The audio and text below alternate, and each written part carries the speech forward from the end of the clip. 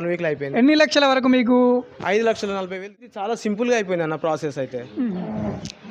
నమస్తే, hi, hello మిత్రమా, నేను మీ సురేష్. ప్రజెంట్ మనం ఎక్కడున్నామంటే రవి అన్న గారి యొక్క డైరీ ఫామ్లో ఉన్నాము. ఈ లొకేషన్ వచ్చేసి గ్రామం వడిచేర్ల, మండల్ లింగాల గన్పూర్, జిల్లా వచ్చేసి జనగాం నుంచి నియర్ 10 కిలోమీటర్లు ఉంటుంది. అన్నగారు వచ్చేసి ఇక్కడ 3 ఆవులు తీసుకోవడం జరిగిందన్నమాట. అన్నగారు ఎక్కడి నుంచి వచ్చారు, అసలు ఎప్పుడు ఆవులు తీసుకున్నారు, బ్యాంక్ లోన్ నుంచి ఆవులు తీసుకోవడం జరిగిందని మనకు తెలియజేశారు. మరి ఆ సబ్సిడీ నుంచి వచ్చిందా, లైవ్ నుంచి వచ్చిందా, మరి అన్నగారు ఈ ఆవులను ఏ విధంగా సెలెక్ట్ చేసుకున్నారు, ఎలాంటి జాగ్రత్తలు తీసుకున్నారు, మరెన్నో విషయాలు అన్నగారి మాటలో మనం తెలుసుకునే ప్రయత్నం చేద్దాము. సో నమస్కారం అన్నగారు. నమస్తే. ఒక్కసారి మీ అడ్రస్ చెప్పండి అన్న మాకు. మాది అనంతార గ్రామం, గుండాల మండలం, యాదాద్రి భువనగిరి జిల్లా. ఓకే ఓకే అన్న ఎప్పుడు వచ్చారన్న మీరు ఈ డైరీ ఫామ్కి? నిన్న వచ్చాను. నిన్న వచ్చారా? ఎన్ని ఆవులు తీసుకున్నారన్న మీరు? 3. కొంచెం దగ్గర పెట్టుకో అన్న. 3 ఆవులు తీసుకున్నారన్న. ఏ ఆవులు అన్న? ఈ 3 అన్న. ఇదొకటి, ఇదొకటి. అన్న ఎట్లా ఇప్పుడు ఎన్ని లీటర్లు అని చెప్పారు మీకు? ఒక పూటకు వచ్చి ఇది 12 లీటర్లు ఇస్తుందని చెప్పారు అన్న. ఇది అన్న? ఇది అంతే 12 అని చెప్పారు. ఇది కూడా? ఇది ఒక 10 అన్న. 10 అన్న. అన్న ఓకే అన్న. అన్న ఎట్లా రేట్ ఎంత పడింది అన్న మూడింటికి? అన్నీ 1,25,000 దాకా పడ్డాయి అన్న ఒకటి. 3 ఎంతలు తీసుకున్నారన్న? 3,75,000 పడ్డదన్న. 3,75,000 పడి. ఏమన్నా బలవంతం చేశారన్న తీసుకోమని? అట్లా ఏం లేదన్న, నా ఇష్టంతో తీసుకున్నది. ఎట్లా వచ్చి మీరు అన్ని మాట్లాడుకున్నారా? అన్ని అన్ని చూసుకున్నాం. మా వెటనరీ డాక్టర్ కూడా తీసుకొచ్చుకున్నాం. మా వెటనరీ డాక్టర్ వాళ్ళతో కూడా తీసుకొని వాళ్ళతో చెకప్ చేసుకొని అన్ని ఎట్లా ఉన్నాయని చూసుకొని 4 సన్లు వస్తున్నాయా లేవా, పాలు, పొదుగు, అడ్డరు అన్ని చూసుకున్నాక తీసుకున్నాను. ఓకే అన్న. అలాగే ఇప్పుడు అన్ని సుడితో ఉన్నాయని చెప్పారా, పాలు ఇస్తున్నాయా? ఇప్పుడు సుడితోటి అన్న. సుడితో ఎన్ని రోజులు టైం చెప్పారన్న?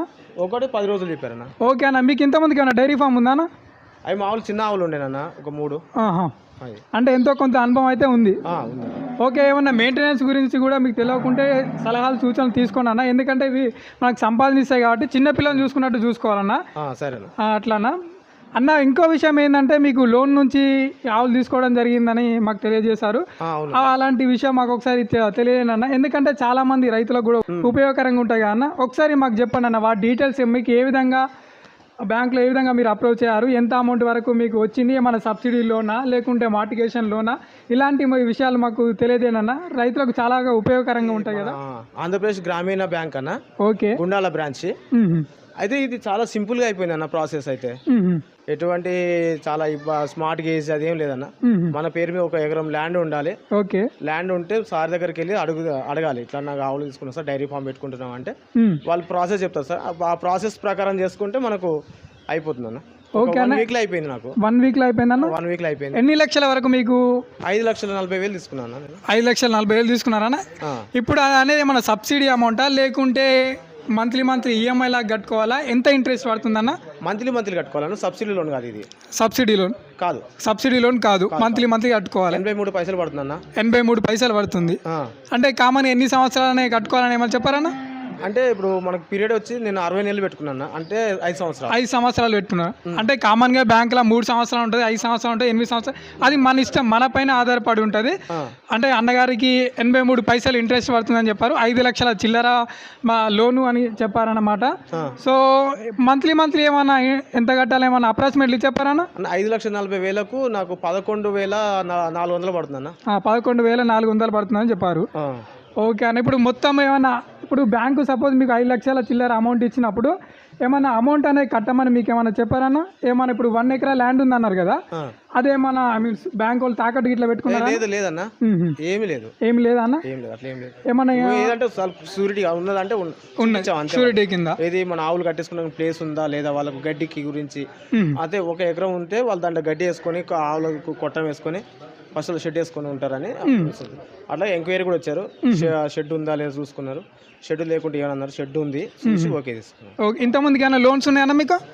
ఇదివరకు ఏం లేవన్నా. ఇంతమందికి ఏం లేవా?